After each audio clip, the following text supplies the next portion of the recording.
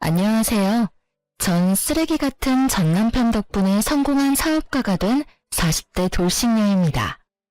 이혼을 한 지도 시간이 꽤 흘렀고 그래서 그런지 잊고 지낸 시간이 많았는데 아이스 아메리카노를 테이크아웃해서 마시다 이 커피 때문에 울고 웃었던 결혼 생활이 문득 떠올라 사연을 쓰게 되었어요. 긴 이야기가 될 수 있지만 한번 들어보실래요? 저와 남편은 같은 회사에 다니고 있었어요.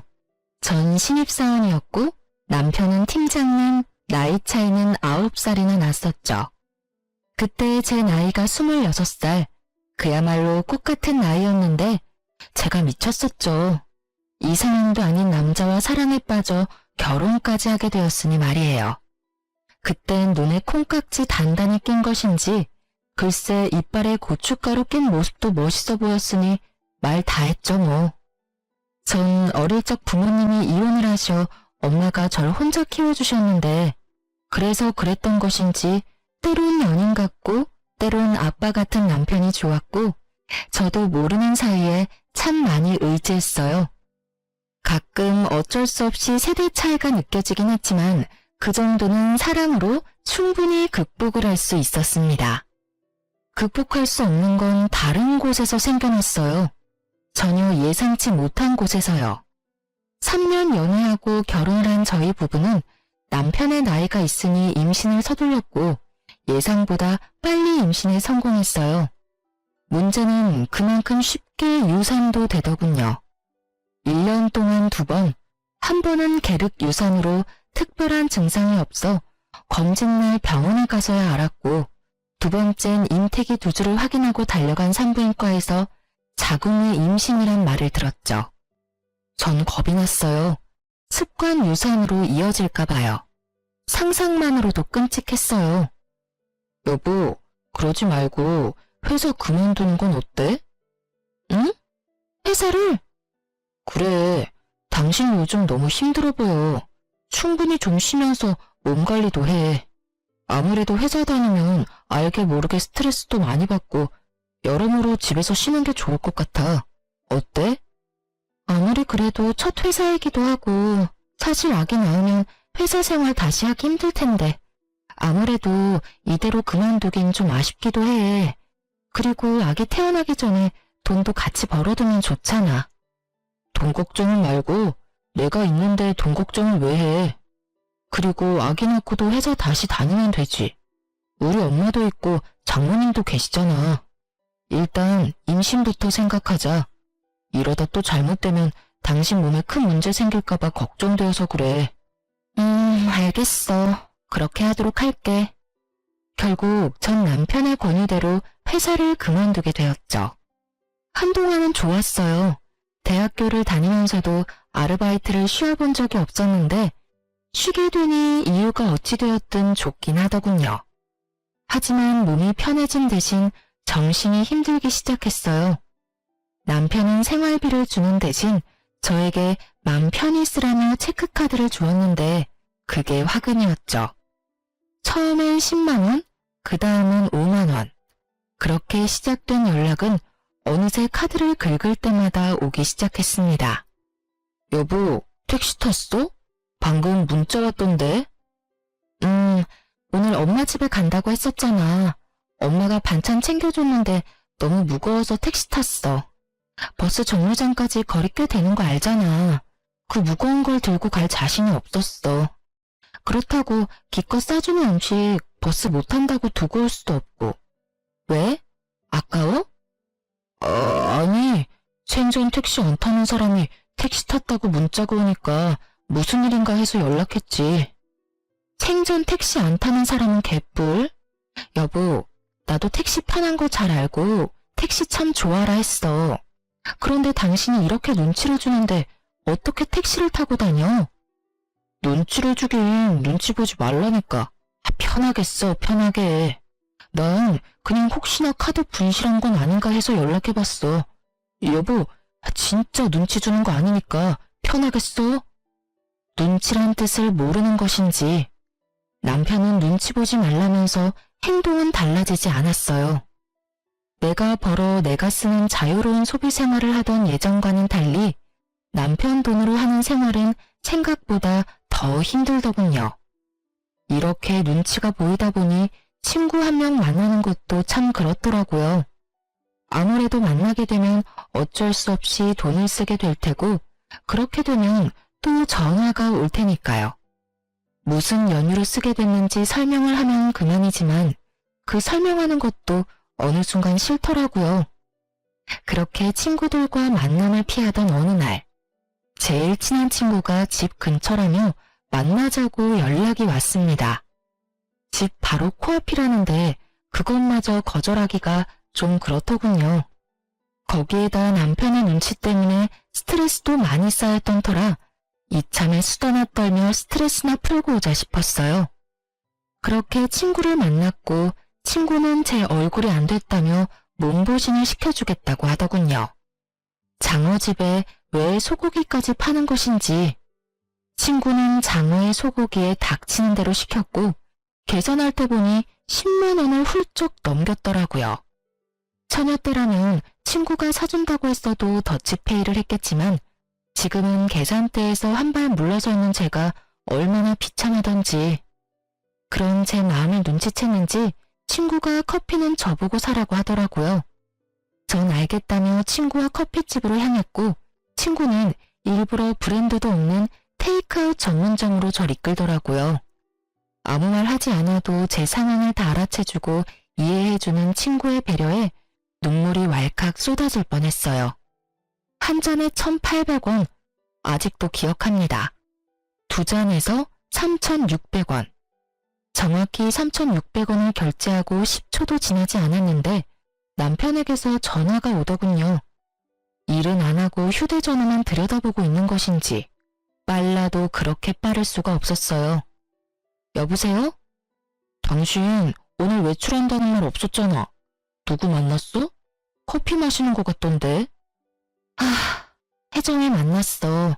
나랑 제일 친한 친구. 혜정이가 내 얼굴이 안 좋다고 비싼 점심 사줘서 내가 커피 한 잔 사줬어. 그것도 안 돼? 아니, 난 오늘 나간다는 말 없었는데 갑자기 승인 문자가 오니까 혹시나 해서. 그래, 좋은 시간 보내다 들어가. 그놈의 혹시나 해서. 정말 혹시나의 히읗자만 들어도 치가 떨리는 지경이었어요. 전 그날 결국 폭발을 해버렸고 남편이 돌아오자마자 분노의 랩을 쏟아냈어요. 나왔어. 오늘 재미있게 놀다 왔어? 재미? 재미? 당신 같으면 재미가 있었겠어? 아니, 재미는 있었지. 정확히 내가 커피값을 결제하고 당신이 전화 오기 전까진 말이야. 당신은 일도 안 해? 아니, 회사에 가서 하루 종일 휴대전화만 들여다보고 있어? 어떻게 매번 그렇게 전화를 하냐고. 그러면서 뭐? 눈치 보지 말고 마음껏 쓰라고? 당신 같으면 그렇게 눈치를 주는데 어떻게 눈치를 안 봐? 내가 오늘 혜정이 앞에서 얼마나 창피했는 줄 알아? 혜정이가 오늘 나 얼굴 안 좋다고 밥값만 10만 원 훌쩍 넘는 돈을 썼어. 같이 내장 말 한마디 못하고 계산대 뒤 멀찍이 서 있는 내 기분이 어땠는 줄 알아? 그리고 나서 혜정이가 커피는 나보고 사라고 해서 커피집 갔는데 바로 코앞에 있던 스타땡땡은 쳐다도 안 보고 저렴한 커피집에 날 데리고 가더라. 혜정이가 왜 그랬겠어? 난 당신이 이런다고 말 한마디 한 적이 없는데 혜정이가 왜 그랬겠냐고. 여보, 진정 좀 해. 난 그런 뜻이 정말 아니고 혹시나 해서 전화를 했던 거야. 그놈의 혹시나. 혹시나 타령 좀 그만해. 아주 지긋지긋하다고. 카드가 분실될까봐 그렇게 걱정이면 차라리 나한테 현금을 줘. 그럼 내가 딱 쓸 만큼만 들고 다닐 테니까. 이게 도대체 뭐야? 나 이렇게 감시하고 돈으로 치사하게 굴려고 결혼하자고 했어? 이딴 식으로 눈치 주려고 회사까지 그만두라고 했냔 말이야. 전 그야말로 대성통곡을 했습니다. 너무 서러웠어요. 그간의 서러움이 폭발하고 나니 쉽게 진정이 되지 않더군요. 얼마나 울었는지 남편이 무릎까지 꿇고 싹싹 빌고 사정사정을 하는 모습에 가까스로 그쳤을 땐 목이 다 쉬어 목소리도 나오지 않았어요. 내가 진짜 미안해. 당신이 그렇게까지 생각할 거라고는 생각도 못했어. 난 정말 혹시나. 아니, 그게 사실은 갑자기 외벌이가 되니까 나도 모르게 불안했나 봐. 미안해. 앞으로 절대 그런 일 없을 거야. 그냥 앞으로는 당신 통장으로 생활비 보내줄게. 그럼 됐지? 그래서 얼마나 보내줄 건데? 넉넉하게 보내줄 테니까 생활비 걱정하지 말고 써. 그리고 다음에 혜정씨 만나면 당신도 거하게 한 턱 내. 그럼 됐지? 이제 그만 울고 화도 좀 풀자. 응? 이러다 몸 상하겠어. 또 나한테 그런 걸로 눈치 주기만 해봐. 그땐 진짜 나도 가만 안 있을 거야. 임신이고 뭐고 당장 취업해 볼 테니까. 알겠어? 알겠어.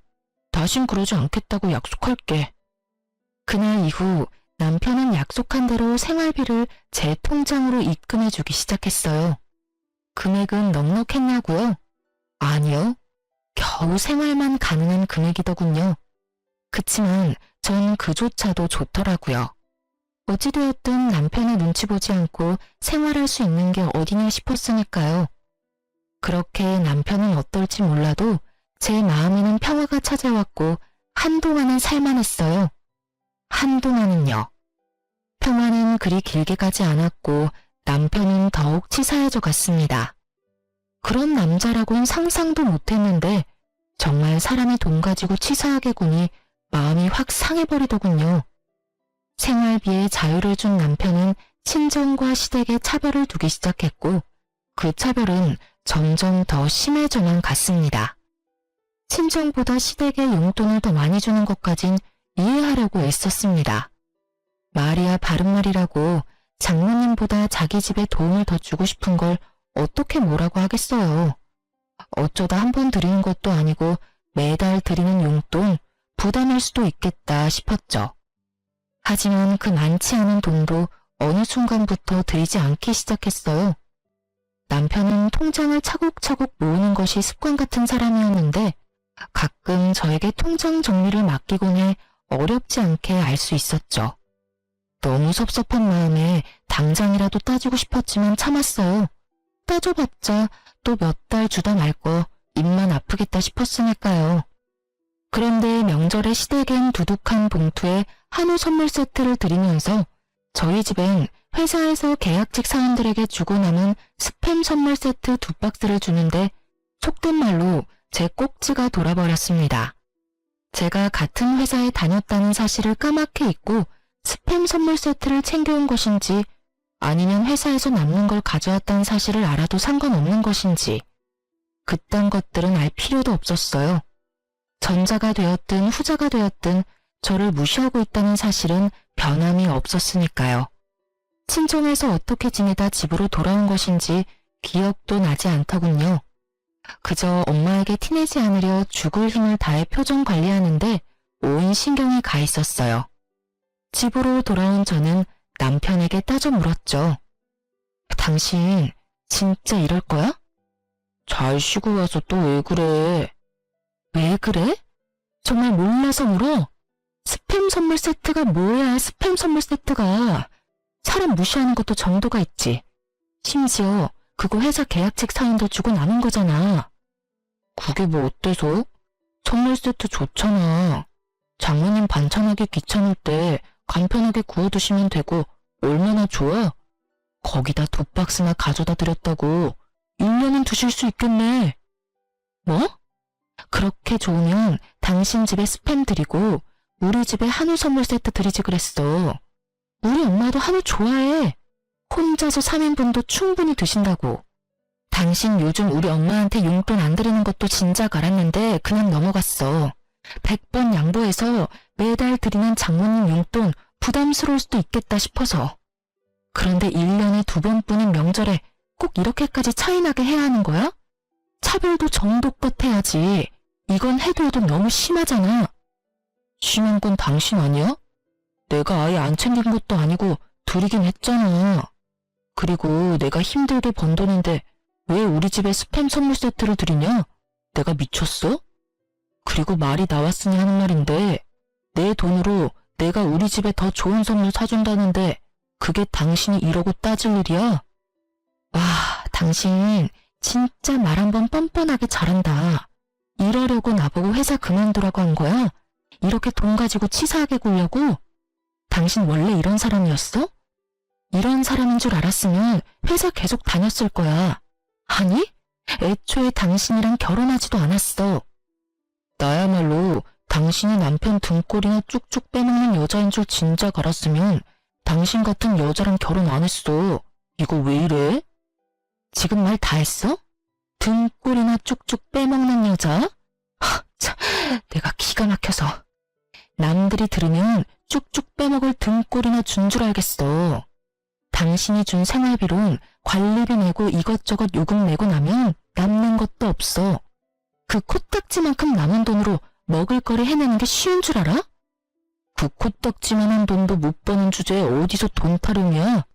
하여튼 내 돈으로 내가 어느 집에 얼마만큼 해주는 것까지 상관하지 마. 알겠어? 뻔뻔한 것도 정도가 있지 말이야. 아, 진짜 사람 피곤하게 가지가지 한다. 도리어 큰 소리를 치는 남편을 보는데 할 말이 없더군요. 어쩌다 내 남편이 저렇게 변한 것일까? 아니, 애초에 저런 사람이었는데 내가 몰랐던 걸까? 별의별 생각이 다 들었어요. 그날 이후 저희는 급속도로 사이가 멀어졌고 대화도 사라졌죠. 남편의 행동도 치사하고 서러운데 시모도 절 가만두지 않기 시작했습니다. 남편이 저와 사이가 좋지 않다는 것을 일러바치기라도 했는지 명절이 지난 후부터 시모는 연락도 없이 저희 집을 불쑥 찾아오는 일이 잦아지더군요. 처음엔 벨이라도 누르시더니 어느 순간부턴 제 집인 양 비밀번호까지 누르고 들어오시는데 막을 방도가 없었어요. 개념도 예의도 없이 밀고 들어오신 어머님이 하시는 일은 늘 같았어요. 에휴, 살림은 제대로 살고 있는 거는 맞니? 이 반찬은 오늘 새로 한 거 맞아? 그날 먹을 양만큼만 만들고 밥상에 같은 반찬 올리는 일은 없도록 해라. 혹시나 남으면 버리지 말고 네가 꼭 다 먹으렴. 음식 버리면 벌 받는다. 화장실 청소는 깨끗하게 했지? 다 하고 꼭 마른 수건으로 다 닦는 거 잊지 말고. 혹시나 우리 아들 넘어지는 일은 없어야 한다. 알겠니? 보시면 아시잖아요. 늘 어머님이 바라시는 대로 유지하고 있어요. 늘 같은 말씀 지겹지도 않으세요? 지겹기는 매번 말해야 네가 잊지 않지. 머리에 잘 새기라고 하는 말이야. 아참, 그리고 생활비는 낭비하지 말고 꼭 필요한 것만 사. 너 혹시 친정에 돈 같은 거 주는 건 아니지? 네 주머니에 있다고 네 돈이 아니란 걸 늘 기억하고 행동하렴. 너도 회사 생활 해봤으니 알 거 아니니? 돈 벌기가 얼마나 힘드니? 우리 아들은 네 생활비 주느라 밤낮 없이 일하는데 넌 집에서 놀면서 돈이나 펑펑 쓰고 그 팔자 참 부럽구나 부러워. 임신한다고 회사까지 그만뒀으면 무슨 소식이라도 있어야지. 임신도 못해 돈을 벌기는커녕 집구석에서 놀고 먹어. 우리 아들만 고생이구나. 그놈의 돈 버는 아들 유세. 정말 말로도 목을 조여올 수 있다는 걸 그때 알았습니다. 성향이 이렇다 보니 임신은 꿈과 같은 것이었습니다. 차라리 회사에 다닐 땐 임신이라도 됐었는데 퇴사 이후엔 임신이 된 적조차 없었으니까요. 거기에다 남편과의 사이도 좋지 않으니 임신에 대한 의지마저 사라진 지 오래였어요. 참고 또 참던 저는 이대로는 안 되겠다는 생각이 들었고 몰래 가지고 있던 비상금을 쓰기로 했어요. 퇴직금과 그간 모은 돈을 적금으로 묶어뒀었는데 그걸 깨기로 한 것이었죠. 만기가 얼마 남지 않았지만 그깟 이자 좀 받겠다고 더 참았다간 명주를 다 깎아먹을 판이었으니 더는 지체하지 않았어요. 전 적금을 깨고 바로 가정용 미싱을 구매했어요. 몇 날 며칠을 고민해본 결과 처녀 때부터 재봉틀로 이것저것 만드는 것을 좋아하고 잘했던 터라 뭘 만들어 팔자는 결론이 난 것이었죠. 처녀 때부터 쓰던 낡은 재봉틀을 처분하고 새로운 재봉틀을 사 집으로 돌아온 날 새로 태어난 기분마저 들더군요. 재봉틀 하나 샀을 뿐인데 이미 다 해낸 기분이 들어서 자신감이 생겨났어요. 그런 저를 보며 남편은 무시하며 콧방귀를 끼어댔지만 전 아랑곳하지 않고 남편에게 부탁을 했습니다. 그깟 재봉틀로 뭘 할 수 있다고. 괜한 돈 낭비하지 말고 그 돈으로 맛있는 거나 사 먹어. 그게 남는 거야. 아, 내 일에 관심 좀 꺼줘. 그리고 이왕 대화한 김에 한 가지만 부탁할게. 어머님께 당신이 우리 집에 좀 적당히 오라고 해줘. 나도 집에서 마냥 노는 거보단 뭐라도 하는 게 당신한테 더 좋지 않아? 혹시 알아? 내가 당신보다 더 많이 버는 날이 올지. 당신이 좋아하는 혹시 모르는 일이 일어날 수도 있는 거잖아.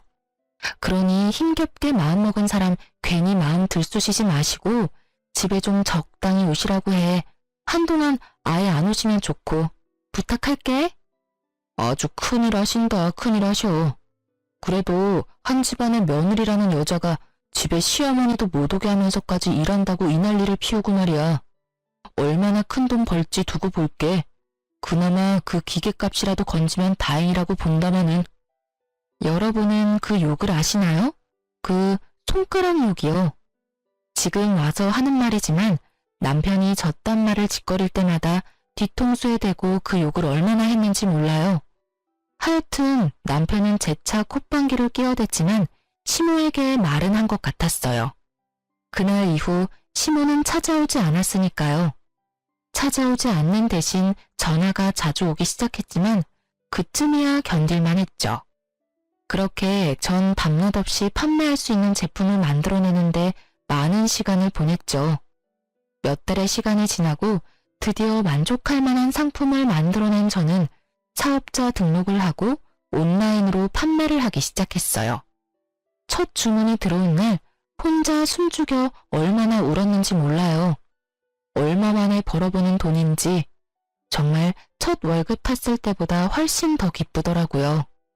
그렇게 첫 달 12만 원에서 시작한 제 매출은 8개월 차에 남편의 월급을 뛰어넘더라고요. 하루에 3시간 이상 자본 적이 없었고 재봉틀을 밟지 않을 땐 무조건 공부하고 연구한 결과가 운 좋게도 빠르게 나타나 주었습니다. 단골도 늘어나고 신규 회원 유입도 많아지니 그만큼 주문량도 늘어갔습니다. 그 덕분에 1년이 넘어가던 때에 전 적당한 사무실을 얻고 직원도 생기게 되었어요. 사업이 번창하는 대신 남편과는 더욱 멀어져만 갔고 시모의 폭언은 점점 선을 넘고 있었습니다.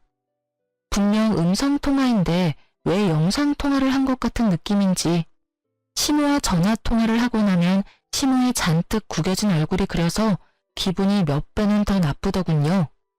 넌 도대체 뭐하고 돌아다니길래 연락도 안 받니? 저도 요즘 일하고 있다고 말씀드렸잖아요. 요즘 일이 좀 바빠져서 전화 못 받았어요. 참나, 누가 들으면 아주 큰 사업이라도 하는 줄 알겠다.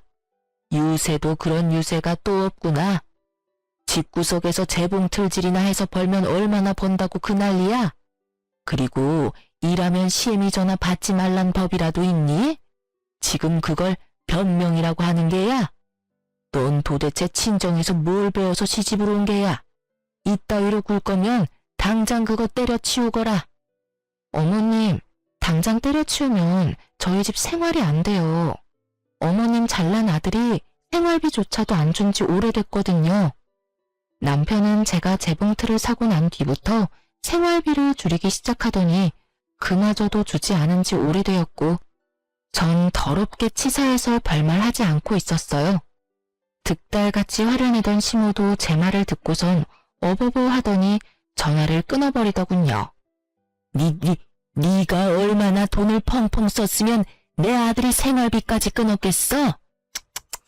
이래서 집안은 여자가 잘 들어와야 한다고 했거늘 남편을 잘 보필하기를 하나 그렇다고 능력이 좋긴 하나 남들 다 낳는 애도 못 낳고 누굴 탓하겠니? 너 같은 것도 며느리라고 모시고 사는 내가 등신이지. 아이고 속 터져. 끊어라. 네 목소리 계속 듣고 있다간 화병으로 쓰러질 것 같으니. 누가 하고 싶은 말을 누가 하는 것인지. 상황이 이렇게 되니 정말 이젠 이혼해야 하나 싶더라고요. 능력 없고 남편을 사랑하던 예전과는 달리 지금은 혼자 살아갈 능력도 되고 무엇보다 남편을 이제 사랑하지 않으니까요. 아니, 사랑하지 않는 걸 넘어 남편의 꼴도 보기 싫은 지경이었어요. 전 이혼을 심각하게 고민하기 시작했어요. 그러던 어느 날 저의 심각한 고민을 한 방에 날려줄 광경을 보게 되었습니다. 그날도 남편이 늦는다고 문자가 왔고 전 지난날보다 매출이 2배가량 늘어 기분이 좋았던 터라 그간 미뤄왔던 데이트 약속을 잡았어요. 바로 친정엄마와의 데이트요. 오랜만에 엄마와 만나 쇼핑을 하고 고급 한정식 집으로 저녁을 먹으러 갔어요. 엄마와 함께 입구에 들어서는 순간부터 제 시선을 사로잡은 여자가 있었어요. 나이는 많아봤자 20대 중후반쯤 되어 보이는 여자가 몸에 걸치고 손에 든 것만 해도 차 한 대 값은 좋게 넘어 보이는데 저도 모르게 시선이 가더군요. 언뜻 드는 생각에 집에 돈이 많은가? 했던 것 같아요. 그렇게 엄마와 전 제대로 잘 대접받은 기분이 드는 저녁을 먹고 가게를 나서고 있었습니다. 엄마는 오랜만에 딸과 한 데이트가 좋으셨는지 소녀처럼 신나셨더라고요. 딸, 엄마 오늘 진짜 기분 좋아. 딸이랑 이렇게 쇼핑도 하고 이런 곳에서 밥도 먹고. 그래? 앞으로는 이런 데이트 자주 하자. 엄마가 이렇게 신나하니까 나도 스트레스 풀리고 좋아. 자주는 말고 가끔 해, 가끔. 우리 딸 힘들게 돈 벌어서 엄마한테 다 쓸 일 있니? 아주 가끔 1년에 한 번 정도만 데이트해. 아유, 엄마. 딸 이제 돈 잘 벌어서 이 정도는 하고 살아도 돼. 평소에 일만 하느라 돈 쓸 시간도 없는데 이런 데라도 쓰고 살아야 또 열심히 돈 벌 에너지가 생기죠. 그러니까 엄만 그런 걱정하지 말고 시간이나 내주세요. 딸이랑 데이트할 시간. 그렇게 하하호호 엄마와 완벽한 데이트였는데 그 완벽을 산산이 조각내는 광경이 펼쳐지고 있었습니다. 기억하시나요? 제가 조금 전 입구에서 봤던 그 명품을 휘감은 여자. 그 여자도 식사를 마쳤는지 입구에서 멀지 않은 곳에 서 있었는데 글쎄 그 여자가 제 시댁 식구들과 함께 있는 것이 아니겠어요? 엄마도 걸음을 멈추고 저에게 사돈들이 아니냐며 물어오더군요. 그때였어요. 어디선가 나타난 남편이 숨 쉬는 것보다 자연스럽게 그 여자 어깨에 팔을 두르는데 전 어이가 없어서 웃음이 나더군요. 사연을 들어보면 그런 장면을 보게 되면 큰 충격에 휩싸이거나 배신감에 눈물이 난다는데 전 그냥 어이가 없었어요. 40대 아저씨와 20대 아가씨가 다정히 어깨를 두르고 있는 모습이라니. 상상해보세요. 여러분도 웃기지 않나요? 절 더 어이없게 만들었던 건 그 인간들의 대화 내용이었어요. 그 인간들은 당연히 저와 엄마가 그곳에 있는 걸 꿈에도 몰랐고 말인지 방귀인지 알 수 없는 대화를 이어가고 있었습니다. 다시 말하지만 엄마는 우리 새아가가 너무 마음에 드는구나. 아, 새아가라고 불러도 되지? 그럼요, 어머님. 편하신 대로 불러주세요. 그래, 하여튼 이 엄만 우리 새아가가 너무 좋구나. 어디서 이런 아가씨를 다 만난 게야? 이런 아가씨를 만날 수 있는 녀석이 왜 그런 년이랑 결혼을 해서는 이게 뭐니? 번거롭게 이혼해야 해. 우리 새아가는 이혼하는 너 기다려야 해. 엄마는 너 이혼할 동안 그런 년 계속 보고 살아야 해. 그 잘못된 결혼 하나 때문에 이게 무슨 고생이야?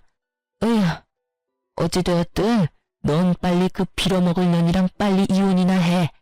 이혼하는 대로 우리 새아가와 서둘러 재혼하고. 어머니, 자꾸 년년 하지 마세요. 우리 다은이 놀란다고요. 어머, 나도 모르게 욕이 나왔구나. 놀랬니? 아니에요, 어머님. 오빠한테 들어보니 욕먹을만 하더라고요. 집에서 놀고 먹으면서 집안일도 제대로 안 하고 돈 타령만 한다고 하던데. 욕 들어도 싸죠, 어머님. 그렇지. 역시 우리 새아가는 나랑 통하는구나. 그래서 말인데, 세아가 넌 혹시 우리 아들이랑 결혼하면 회사는 어떻게 할 거니? 저요? 당연히 그만둬야죠. 뭐? 그만두고 집에서 오빠 내조나 하려고요. 오빠, 내가 내조 잘해줄 테니까 걱정하지 마. 집에 생활비도 안 줘도 돼. 우리 아빠가 나 시집가도 주던 용돈은 계속 준다고 하셨거든. 오빠 월급은 오빠가 알아서 해. 난 아빠가 주는 용돈으로 충분하니까 말이야. 그래? 고마워 자기야. 역시 내가 여자 하나는 잘 골랐단 말이야. 말해 뭐하니? 세아가 우리 집에 와줘서 고맙구나. 상간녀의 말에 남편 눈과 시부 얼굴에 웃음꽃이 피더군요. 집에 돈 한 푼 들이지 않을 때부터 알아봤어야 했는데 제가 아니랬던 거죠. 설마 바람까지 피울 거란 생각조차 못했으니까요. 그것도 저렇게 젊은 여자와 바람을 피우다니 어떤 면에선 참 대단하다는 생각도 들더군요. 그 당시 남편 나이가 40이었는데 겉모습은 50대는 좋게 되어 보이는 노안 중의 노안이었거든요.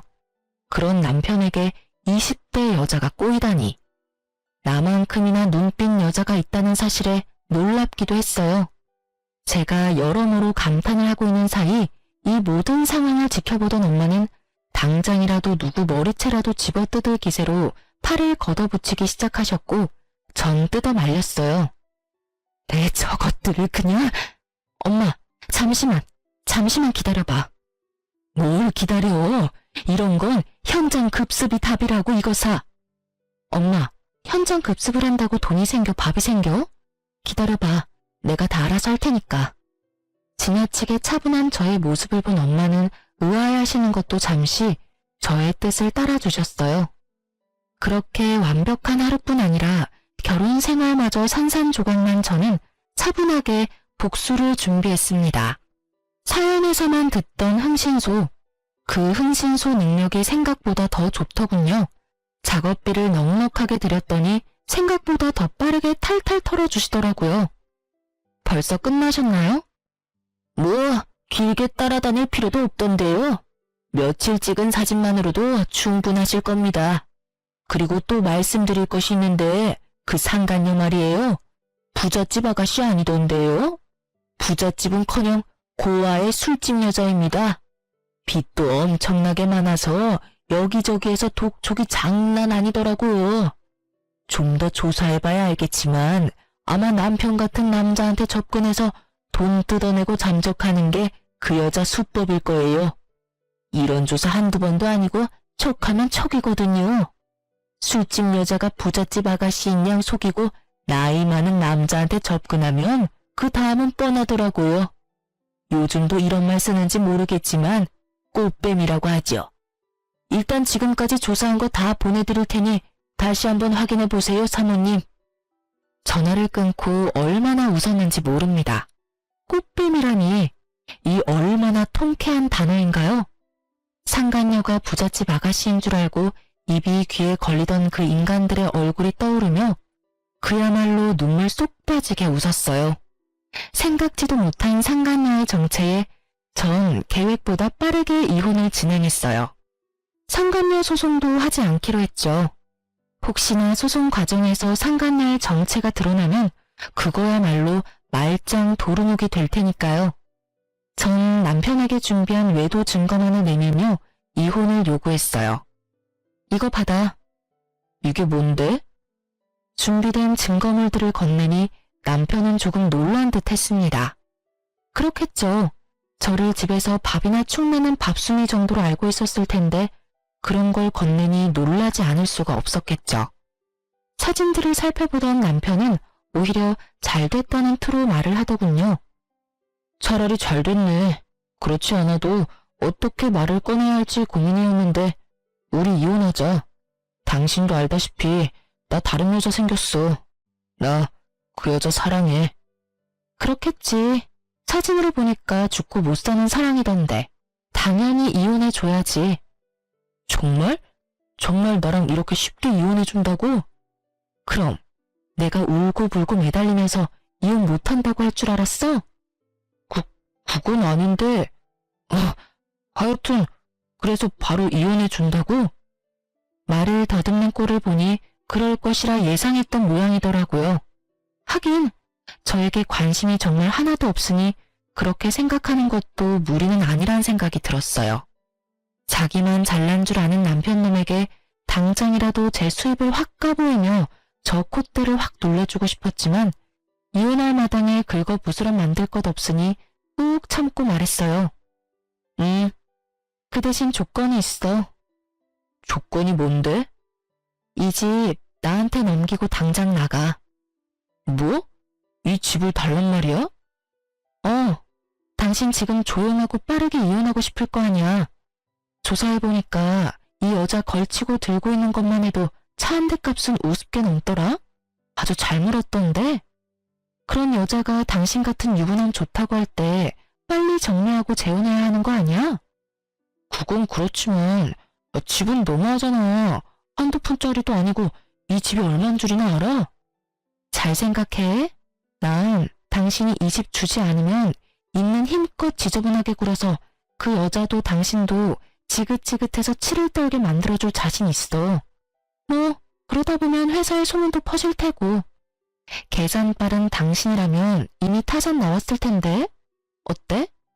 이 집 정도면 싸게 이혼하는 거 아니야? 이 집만 주면 상간녀 소송도 안 할게.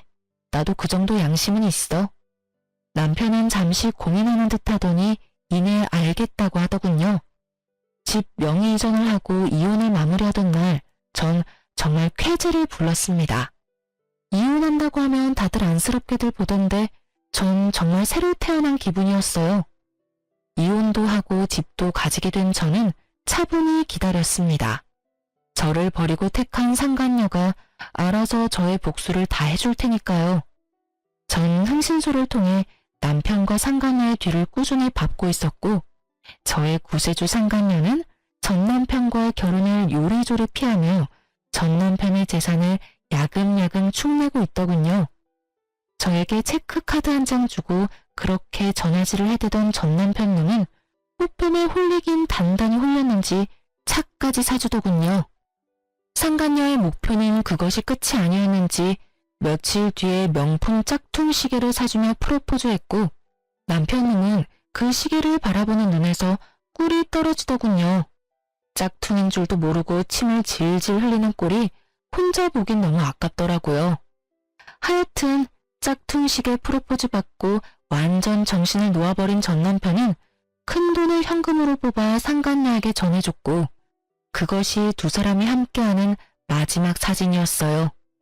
전 남편에게 큰 돈을 받은 상간녀는 그 돈으로 빚을 갚고 지방으로 잠적해버렸고 전 남편은 그야말로 폐인이 되어버리더군요. 모르긴 몰라도 차에 돈다발까지 갖다 바쳤으니 그 대출금만 해도 어마어마했겠죠? 전 상간녀를 어떻게 할지 고민하다가 경찰에 신고해 숨은 위치를 알려줬어요. 전 남편만 아니라 사기당한 사람이 한두 사람이 아니란 걸 알고 있었던 터라 그냥 넘길 순 없었거든요. 아마 징역은 피할 길이 없을 것입니다. 받은 돈은 다 썼을 테고 돈 나올 구멍조차 이제 없을 테니까요. 그리고 까만 봉지에 소주를 사들고 가는 폐인 전 남편의 사진을 마지막으로 전 흥신소와의 인연도 끝이 났습니다. 굳이 제 손을 더럽히지 않고도 이렇게 통쾌한 복수했다는 사실에 참 많이 기쁘더군요. 통쾌한 복수만큼 제 사업도 참 통쾌하게 커가고 있었어요. 전 남편이 나락으로 가는 사이 작은 파우치로 시작했던 제 사업은 어느새 의류도 제작하기 시작했어요. 사업이 번창하기 시작하니 어느새 전 공장까지 돌리는 사장님이 되어 있더군요. 워낙 기술이 좋으신 어르신들이 입사해 주신 덕분에 좋은 퀄리티의 의류를 완성할 수 있었고 꾸준히 매출이 상승해 주었습니다. 그렇게 전 오래 꿈꿔왔던 일을 이룰 수 있게 되었어요. 바로 절 혼자 키우느라 고생이 많으셨던 엄마에게 집을 장만해 드리는 일이요. 정말 그런 날이 오면 좋겠다 하고 꿈만 꿨었는데 이런 날이 오다니 행복하더군요. 전 조금이라도 괜찮은 집을 찾아보려 발품을 팔고 다녔고, 그날도 아침 일찍 중개사분을 만나 집을 돌아보고 있었어요. 공장으로 출근을 해서 저도 제작을 하고 있던 터라 아침밖에 시간이 되지 않았죠. 중개사분과 인사를 나누고 엘리베이터를 탔는데 그곳에 생각지도 못한 인물이 있더군요. 그 인물은 바로 청소부 옷을 입은 전시모였습니다. 청소 도구들에 둘러싸인 전시모를 보는데 전 꿈인가 싶었어요. 하지만 저를 발견한 전시모가 호들갑을 떨며 아는 척을 해오는데 아, 현실이구나 싶더군요. 어머, 얘, 너 여기 웬일이니? 너 여기 사니? 아니요, 그건 아닌데 볼 일이 좀 있어서요. 순간 자신이 청소부 옷을 입고 있다는 사실마저 잊은 것인지 호들갑을 떨며 아는 척을 해오던 전시모는 아래 위로 훑는 제 시선에 멋쩍은 듯 묻지도 않은 사연을 줄줄 뱉어내기 시작했습니다. 아휴, 어쩌다 보니 이러고 있다. 너랑 이혼하고 만난 여자가 엄청 부잣집 딸인 줄 알았더니 글쎄 사기꾼이었지 뭐니. 부잣집은커녕 고아의 술집에서 굴러먹던 물건이었다고 하더구나. 그것도 모르고 차 사주고 대출까지 받아가면서 돈까지 갖다 줬다지 뭐냐. 그 정신 나간 녀석 누가 경찰에 신고해줘서 운 좋게 그 여자는 잡았는데 잡으면 뭘 하니. 그 많은 돈은 이미 사채업자들한테 다 가져다 주고 한 푼도 없는데. 아, 그러셨어요? 그래. 그러니 어떡하겠니? 하나밖에 없는 아들 신용불량자 만들 수는 없으니 있는 집 팔아서 대출금까지 갚아줬는데 그 아들이란 놈은 사랑 타령이나 하며 일은커녕 술만 먹는 폐인이 됐고 그 충격에 영감은 쓰러져서 병원 신세 지고 있고 그러니 어쩌겠니? 나라도 돈을 벌어야지. 아, 고생이 많으시네요. 굳이 듣고 싶지도 궁금하지도 않은 이야기를 뭘 그렇게 구구절절 읊고 있는 것인지 모르겠더군요. 기계에 가까운 제 대답과는 달리 중개사분의 눈은 반짝이고 있었어요. 하긴 웬만한 막장 스토리보다 자극적이니 중개사분의 반응도 이해는 됐어요. 한참을 자신의 한스러운 이야기를 풀어내던 전시모는 이제야 제 안부도 궁금했는지 제 차림을 훑기 시작하더군요. 평소에 전 제가 만든 옷을 주로 입고 다녔는데 그날도 마찬가지였어요. 그 당시에 힘쓰고 있던 상품은 트레이닝복 바지였는데 그날 그 바지를 입고 있었죠. 그리고 상의는 아마 후드티 정도였던 것 같아요. 차려입은 차림이 아닌 편한 차림이었으니 시모 눈엔 자신과 비슷한 처지로 보였나 봐요. 뭐 너도 꼴을 보아하니 알만하구나. 집 한 채 뜯어가더니 그걸로 사업이라도 하다가 말아먹었니? 복상 망했니? 아무리 그래도 젊은 애가 좀 꾸미고 다니지 운동복 차림이 뭐니? 망했냐며 물어보는 전시모의 미소가 얼마나 역겹고 더럽던지. 자신의 꼴이 그러하니 저도 망해야만 한다는 그 심보가 참 알만하더군요. 오던 복도 도망가게 하는 그 섬뜩하고도 비열한 미소를 보며 전 대답할 가치를 잃었어요. 제가 아무 말 하지 않고 있자 제 어깨를 두드리며 무슨 말을 하려는 듯 했는데 전 빠르게 손을 피해버렸어요. 그런 저의 행동에도 민망하지도 않은지 전시모는 갈 곳 잃은 자기 손을 거두고 말하기 시작하는데 위로랍시고 하는 말이 전혀 와닿지는 않더군요. 망하면 또 어떻니? 나이도 젊은데. 그러지 말고 다시 우리 애랑 잘해보는 건 어떠니?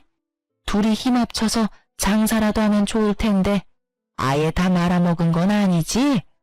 어디 학교 앞에 가게라도 얻어서 떡볶이집이라도 하면 너하고 우리 식구 밥은 먹고 살진 않겠니? 잘 생각해보렴. 그나저나 넌 여기 무슨 일이니? 이 아침부터. 전 다시 우리 애랑 잘해보는 건 어떠니 해서부터 전시모의 뻔뻔함에 잠시 정신줄이 나가버렸고 그저 멍하니 전시모를 보고 있었어요. 제가 아무런 말도 하지 않고 있자 돌아가는 상황을 대충 알아챈 중개사분이 나서주시더라고요. 아유, 여기 엘리베이터는 왜 이렇게 느려? 그렇죠, 사장님? 아, 네? 아, 네. 좀 그렇네요. 느리기도 느린데 로열층까지 올라가느라 더 그렇네요. 이제 거의 다 왔어요. 그나저나 나이도 젊은 것 같은데 그 나이에 어떻게 이런 집을 다 사신대요? 대출 하나 없이 사신다고 하셨죠? 정말 대단하시다.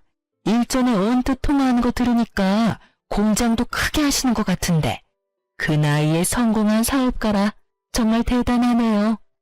거기에다 효녀라니 이 집 엄마 사준다고 했었죠? 굳이 제 사정을 풀어서 이야기해주는 중개사분을 보니 어떤 의도인지 알 것 같아 감사한 마음으로 장단을 좀 맞추기로 했어요. 네, 저 키우느라 고생만 하셔서 노후에 좋은 곳에서 사셨으면 해서요. 운 좋게 사업이 잘 돼서 지금은 돈 걱정 없이 집도 보러 다닐 수 있게 됐네요. 몇 년 전만 해도 전 남편 생활비 카드 쓰면서 1,800원짜리 커피 사 먹는 것도 눈치 보면서 살았는데 그러고 보면 사람 인생이란 거 참 모르는 거예요. 그렇지 않나요? 네? 1,800원 쓰는 것도 눈치를 줬다고요? 아휴, 뭐 그런 놈이 다 있어요? 이혼 잘하셨네. 그런 놈이랑은 더 살아봤자 뻔하다고요. 마누라한테 아낀 돈으로 나가서 엄한 여자 배나 불려주다가 뒤통수 제대로 맞고 폐인되는 거 안 봐도 뻔한 결과라고요. 조강 지쳐버리고 잘 되는 놈을 본 적이 없어요, 내가. 하여튼 사장님 엄마 부럽네, 부러워. 우리 딸은 뭐 하나 몰라. 중개사분이 얼마나 센스가 넘치시는지 전심호속을 확확 뒤집는 말만 골라서 하시는데 아니나 다를까 전심호의 얼굴이 울그락불그락 하다 못해 터질 것만 같더라고요. 그 순간 엘리베이터는 경쾌한 효과음을 내며 문이 열렸고 저와 중개사분은 승리의 미소를 지으며 엘리베이터에서 내리려고 할 때였어요. 얼굴을 붉히고 서 있던 시모는 이대로 저를 놓치면 안 되겠다 싶었는지 저의 옷을 꽉 붙잡고 아무 말 대잔치를 하기 시작하더군요. 예, 내 말 좀 들어보고 가라. 왜 이러세요? 이거 좀 놔요. 예, 나 좀 살려다오. 나 이렇게 더는 못 살겠어. 그러니 네가 날 좀 살려다오. 제가 왜요? 그래도 우리가 한때는 가족이었잖니. 다시 우리 아들이랑 합쳐라 이런 이야기는 하지 않으마. 나도 그 정도 양심은 있고 누울 자리 보고 발 뻗는 사람이다 이거야. 대신 이혼할 때 뜯어갔던 그 아파트 값은 다시 내놓으렴. 너 들어보니 돈도 많이 번 것 같고 이 정도 아파트 대출도 없이 살 수 있는 능력이면 그 정도 돈은 껌값 아니니? 그러니까 그 돈은 다시 뱉어내란 말이야. 네가 그 돈만 다시 돌려주면 내가 2번 다시 네 눈앞에 띄지 않으마. 너도 나 이렇게 사는 꼴 봤으니 마음이 편치 않을 거 아니냐. 너 착한 애잖니. 불쌍한 사람 보면 그냥 못 지나치는 그런 애잖니. 지금 나만큼 불쌍한 노인네가 또 어디 있겠소? 하나뿐인 남편은 쓰러져서 병원 신세나 지고 하나뿐인 아들은 술만 먹는 폐인이 되어버리고 나 불쌍하지 않니? 그러니 그 돈 다시 토해내란 말이야. 참 뻔뻔하시네요. 가족? 절 단 한 번이라도 가족으로 생각하신 적이 있으셨나요? 제 기억엔 단 한순간도 그런 적이 없었는데 이제 와서 가족 타령이라뇨. 그리고 지금 그쪽 모습 하나도 안 불쌍해요. 너무 잘 어울리셔서 깜짝 놀랐는걸요? 그러니 천직이다 생각하시고 부지런히 일하세요. 전 제 돈 드릴 생각은 전혀 없으니까요. 그 돈이 왜 네 거야? 엄연히 우리 아들 돈으로 산 아파트였는데. 네가 우리 아들한테 협박해서 뺏어간 거 누가 모를 줄 알아? 내놔. 내놓으라고. 내가 너 그 돈 줄 때까지 괴롭힐 거야. 내가 그 돈 꼭 받아내고야 말 거라고. 아, 아니다. 아가, 내가 미쳤었나 봐. 방금 전에 내가 한 말은 있거라. 아가야, 그러지 말고 한 번만 도와주면 안 되겠니?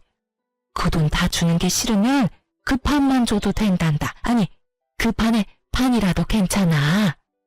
심지어 정신이 오락가락하는 전시물을 보고 있는데 이대로 있다간 정말 큰일 나겠다 싶더군요. 전 전시물에 손을 획 뿌리치며 엘리베이터를 벗어났어요. 그리고는 닫히는 엘리베이터 문틈 사이로 말해주었어요. 꿈도 꾸지 마세요. 단돈 1원도 드릴 일은 없을 테니까요.